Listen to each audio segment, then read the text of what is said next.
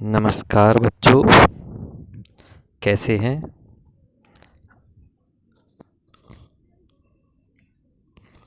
आज हम कक्षा 12वीं का 13 चैप्टर काले मेघा पानी दे पर डिस्कस करने वाले हैं। मैं डॉक्टर अरुण मिश्रा, पीजीटी हिंदी, केंद्रीय विद्यालय क्रमांक 1 सागर, आप सभी का आज की कक्षा में हार्दिक अभिनंदन करता हूं। आशा है कि आप लोग स्वस्थ होंगे। काले मेघा पानी दे चैप्टर जो है वो धर्मवीर भारती हिंदी साहित्य के एक बहुत ही जाने माने साहित्यकार हैं, उनके द्वारा लिखा गया है।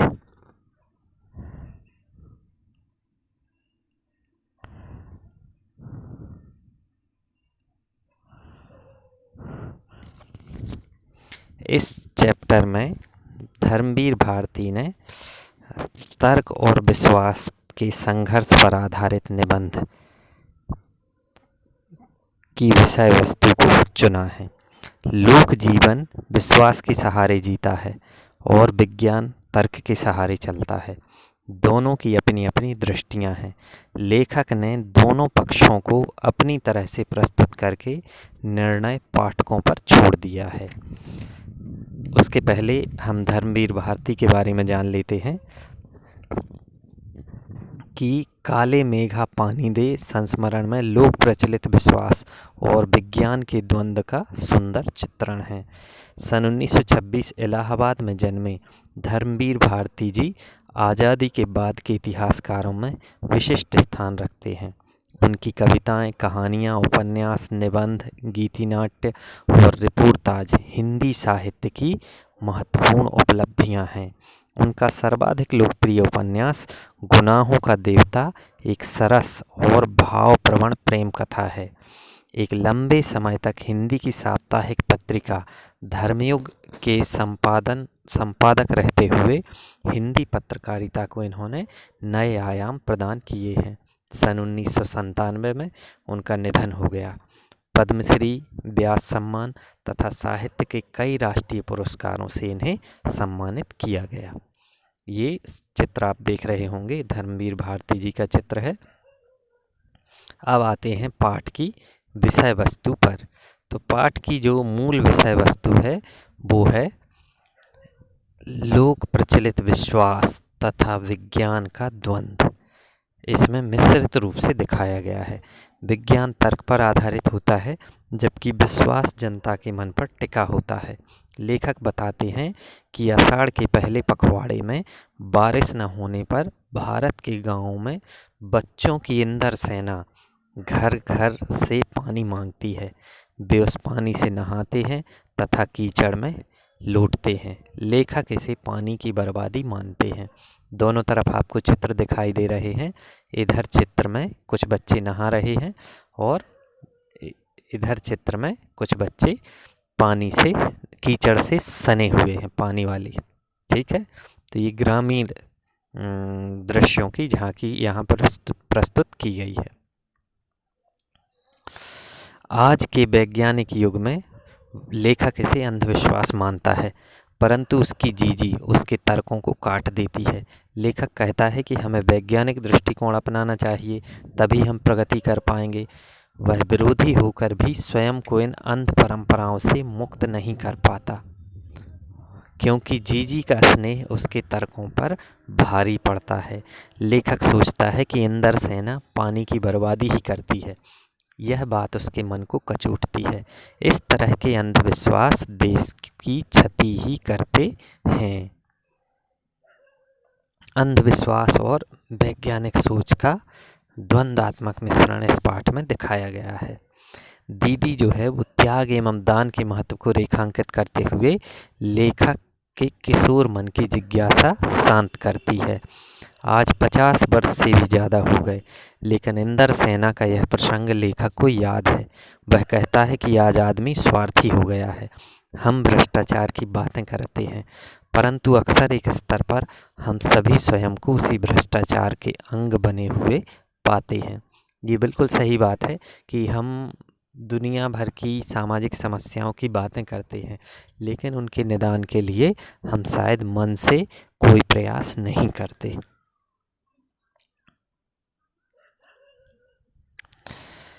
पाठ जब आप पढ़ेंगे तो उसमें कुछ इस तरीके के शब्दों का इस्तेमाल किया गया है।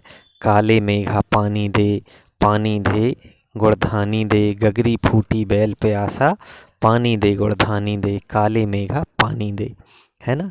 तो इसमें गुड़धानी शब्द जो आया है वो गुड़ और चने से बना एक प्रकार का लड्डू है। टेरना एक शब्द है, उसे पुकारने के लिए प्रयोग किया जाता है।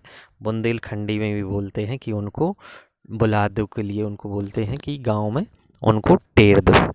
टेर दो, टेरना मतलब बुलाना, टेर लगाना। ब्रज भाषा में भी टेरना बोलते हैं। 10 तपा, गर्मी से तपते हुए 10 दिन। अभी ये समय आने वाला है, 25 मई से नव तपा स्टार्ट होते हैं। अपने यहाँ नव तपा बोलते हैं, लेखक ने जहाँ पाठ लिखा है वहाँ शायद 10 तपा चलते होंगे। पखवाड़ा जो है वो 15 दिन की अवधि कहलाती है। ढोर मतलब पशु, ढंगर। सांतिया, स्वास्तिक का चिन्ह सभी लोग घर में बनाते होंगे। अर्घ्य देना, जल चढ़ाना। हम लोग मंदिर में जाकर मूर्तियों पर जल चढ़ाते हैं, शिवलिंग पर जल चढ़ाते हैं, सूर्य को भी अर्घ्य देते हैं, तो ये अर्घ्य कहलाता है। पाठ की जो शैली है वो संस्मरणात्मक एवं वर्णनात्मक शैली प्रयुक्त की गई है पाठ में। आज जो हम शिक्षण बिंदु लेने वाले हैं उनमें लोक प्रचलित विश्वासों का चित्रण, समाज के अंधविश्वास दूर करने में युवा पीढ़ी का योगदान, जल संचय के लिए संदेश, दान एवं त्याग की महत्ता उदाहरणों द्वारा बताना, सरकारी तंत्र में व्याप्त भ्रष्टाचार से विकास में बाधा, क्या क्या बाधाएं उत्पन्न होती हैं, इन सारे बिंदुओं पर हम आज के शिक्षण में चर्चा करेंगे, है ना। पाठ चूँकि कुछ इस तरीके से है कि लेखक जो है वो एक गांव में रहता है और गांव में वो अपनी बहन के साथ, बड़ी बहन के साथ रहता है, जिसे जीजी बोलते हैं सभी लोग। जब वर्षा की प्रतीक्षा करते करते धरती ही नहीं लोगों के मन भी सूखने लगते हैं, तब गांव के नंग धड़ंग लंगोटधारी किशोरों, बच्चों की एक टोली गंगा मैया की जय बोलते हुए गलियों में निकल पड़ती थी। वे घर घर जाकर आवाज़ लगाते थे, पानी दे मैया इंद्र सेना आई है। तब घर की औरतें 2 मंजिले के बारजे पर चढ़कर उन पर घड़ा भर पानी उड़ेलती थीं। ये बच्चे उसी जल में नहाते, भागते और गीली मिट्टी में लौटते थे व पुकार लगाते थे, काले मेघा पानी दे, गगरी फूटी बैल प्यासा, पानी दे गुड़धानी दे, काले मेघा पानी दे। लेखक को बड़ी हैरानी होती कि जब गर्मी के मारे लोग तप भुन रहे होते, कुएं सूख रहे होते, खेतों की मिट्टी सूखकर पत्थर हो जाती, ढोर मतलब ढोर ढंगर जो हैं जानवर हैं वो प्यास से इधर उधर भाग रहे हैं, तब आकाश में बादलों का कहीं नामो निशान नहीं होता, पूजा पाठ और कथा विधान भी हार जाते, तब यह इंद्र सेना कीचड़ में लथपथ होकर मेघों को पुकार लगाती हुई निकला करती। लेखक की आयु भी इन्हीं किशोरों के समान थी, परंतु वह इस इंद्र सभा को मेंढक मंडली कहकर इनका विरोध करता था और ऐसी ढोंगियों के कारण ही भारतीय दूसरे देशों से पिछड़ गए हैं और गुलाम बन गए हैं, ऐसा लेखक मानता था। और इसी बात पर उसकी जीजी से उसकी बहस हो जाया करती थी। जीजी तर्क देती थी कि अगर हम इंद्र भगवान को पानी नहीं देंगे तो वे हमें पानी कैसे देंगे। लेखक ने अपनी जीजी से कहा कि यह तो अंधविश्वास है, यह पानी की बर्बादी नहीं है क्या? मनुष्य दान में कुछ देगा नहीं तो पाएगा कैसे? जीजी उसको यही जवाब देती। अर्थात पूरे चैप्टर में लेखक और उनकी बड़ी बहन के बीच में विज्ञान और अंधविश्वास का द्वंद्वात्मक चित्रण धर्मवीर भारती जी ने किया है। जब आप लोग पाठ पढ़ेंगे तो आपको बहुत मज़ा आएगा और बहुत इंटरेस्ट से आप इसको पढ़ेंगे। इस तरह की कहानी चलती है। अब हम इसके प्रश्न उत्तर पर डिस्कस कर लेते हैं सीधा। प्रश्न नंबर 1 है, लोगों ने लड़कों की टोली को मेंढक मंडली नाम किस आधार पर दिया? यह टोली अपने आप को इंद्र सेना कहकर क्यों बुलाती थी? लड़कों की टोली घर घर जाकर पानी की मांग करते थे। लोग अपने घरों से पानी निकाल कर इनके ऊपर डाला करते थे। इनके दो नाम थे, मेंढक मंडली तथा इंद्रसेना। जिन लोगों को इन बच्चों का चीखना चिल्लाना, उछलना कूदना तथा इनके कारण होने वाले कीचड़ से चिढ़ थी, उन्होंने इन्हें मेंढक मंडली का नाम दिया था। इनके कारण बादलों के राजा इंद्र प्रसन्न होते थे। लोगों से जा जाकर वह इंद्र से प्रार्थना करने के लिए उनको विवश करते थे। यही कारण था कि वह स्वयं को इंद्र सेना कहकर बुलाती थी। ये इस प्रश्न का उत्तर होगा। अब लेखक के मन में जिज्ञासा हुई तो जीजी ने इंद्र सेना पर पानी फेंके जाने को किस तरह सही ठहराया। जब लेखक ने अपनी जीजी से पूछा तो उनकी जीजी का क्या तर्क रहा, प्रश्न के रूप में उन्होंने पूछा तो जीजी ने क्या उत्तर दिया। जीजी के अनुसार मनुष्य के पास जो चीज़ ना हो और वह उसका त्याग करके किसी और को देता है तो उसका बहुत अच्छा फल मिलता है। इंद्र सेना ऐसे समय में पानी की मांग करती थी जब लोगों के पास स्वयं पानी नहीं हुआ करता था। लोग अपने घरों से निकाल निकाल कर पानी देते थे। लेखक को पानी की यह बर्बादी पसंद नहीं थी। वह अपनी जीजी को ऐसा करने से मना करता था। तब जीजी ने समझाया कि मनुष्य जब स्वयं त्याग करता है तो वह ईश्वर को विवश कर देता है। ईश्वर उससे के त्याग से प्रसन्न होकर उसे इनाम देते हैं। बहुत हद तक ये बात सही है कि हमारे मन में त्याग की भावना होनी चाहिए, क्योंकि अगर हम त्याग नहीं करेंगे तो संचय करते जाएंगे और ज़रूरतमंद लोगों तक संचित वस्तुओं को नहीं पहुंचाएंगे। तो दीदी का तर्क मुझे भी काफ़ी हद तक सही लगा कि पानी फेंकना इंद्र सेना पर ठीक था।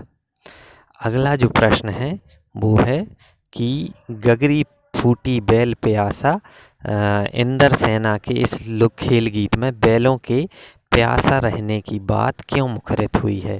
तो यहाँ पर ग्रामीण लोगों तथा जीव जंतुओं की गर्मी में दशा का वर्णन मिलता है। बच्चे कहते हैं, मेघ अभी तक तुम्हारे द्वारा बारिश नहीं हुई, चारों तरफ पानी के लिए हाहाकार मचा हुआ है। पानी की कमी के कारण गगरी की दशा फूटी जैसे हो गई है, अर्थात जैसे फूटी गगरिया पानी में नहीं रहती, ऐसे हालात में गर्मी ने बना दिए हैं। किसी के भी घर गगरिया में पानी शेष नहीं बचा। किसान तथा उनके बैल पानी के लिए तरस रहे हैं। यदि पानी नहीं बरसेगा तो बैल मर जाएंगे। बैलों के बिना खेती संभव नहीं।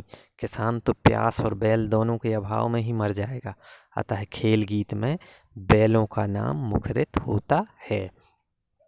अभी आप लोग देख रहे होंगे कि पूरा विश्व संकट काल के दौर से गुजर रहा है और न्यूज़ चैनल जब आप खोल के देखेंगे तो उसमें सिर्फ एक ही न्यूज़ दिखाई जाती है।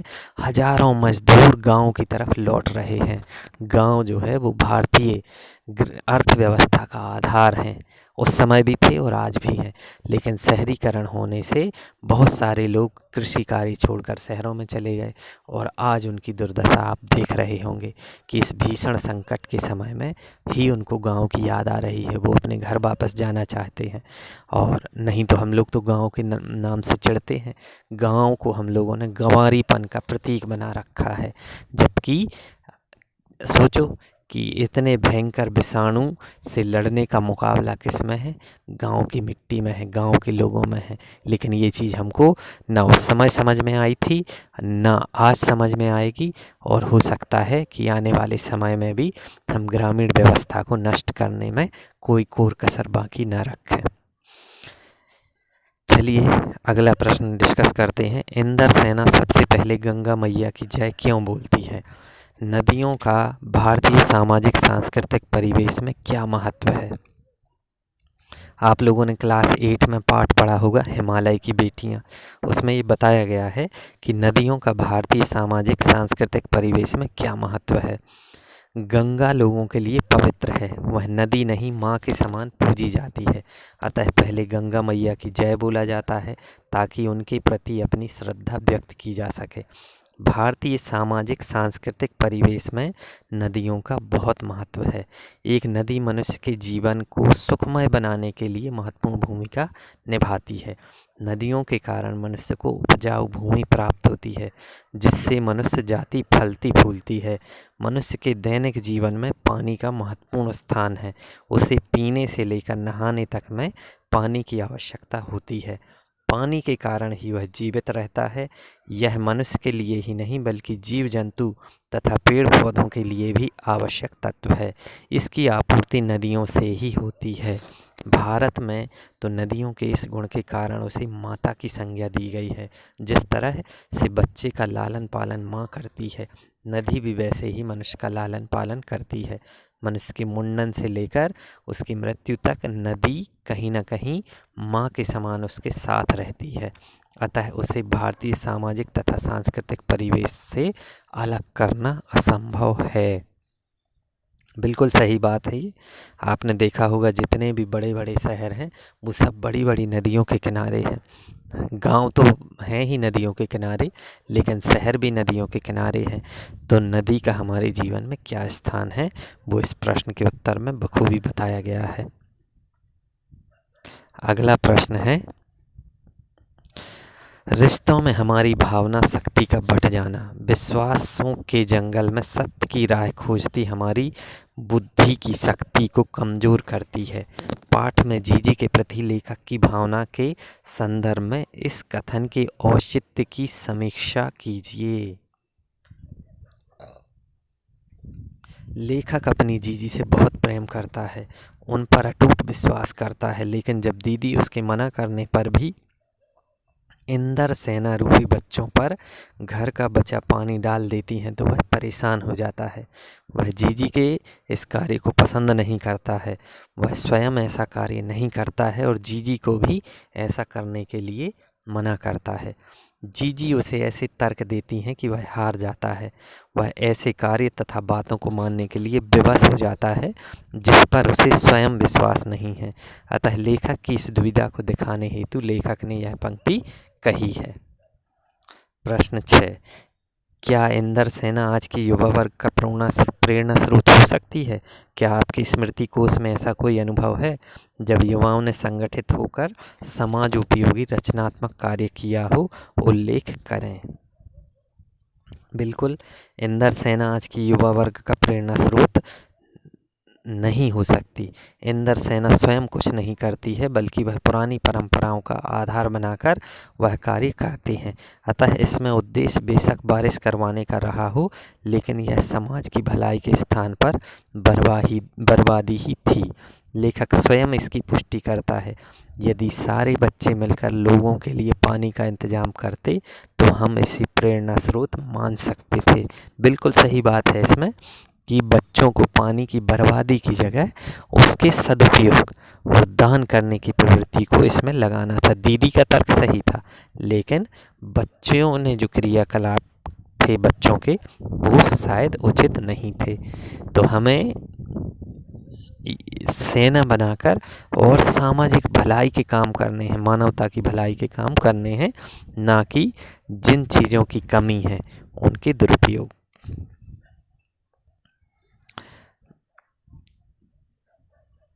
हाँ, अगला जो टॉपिक लिया है वो है पुनरावृत्ति प्रश्न।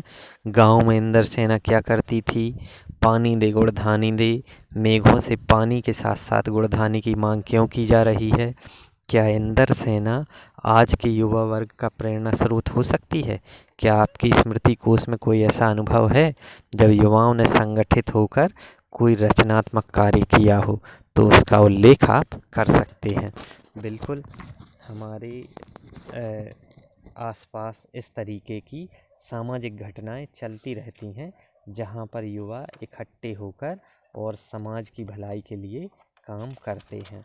उसके कई उदाहरण हमको समाज के आसपास के क्षेत्रों में मिल जाएंगे। अभी वर्तमान जो परिस्थिति है वो किस तरीके से लोग दान कर रहे हैं, गरीबों को, मजदूरों को सहायता कर रहे हैं, है ना। तो निश्चित है कि हम इस आधार पर कह सकते हैं कि इंदर सेना जो है वो युवा वर्ग के लिए प्रेरणा स्रोत हो सकती है। वे किसी रचनात्मक आंदोलन से यदि जुड़ जाएं तो देश की काया पलट सकते हैं। कई उदाहरण हैं। महात्मा गांधी जी का उदाहरण है कि उन्होंने भी सत्याग्रह के द्वारा सत्ता परिवर्तन कर दिया था, अंग्रेजों को देश से निकाल दिया था, है ना।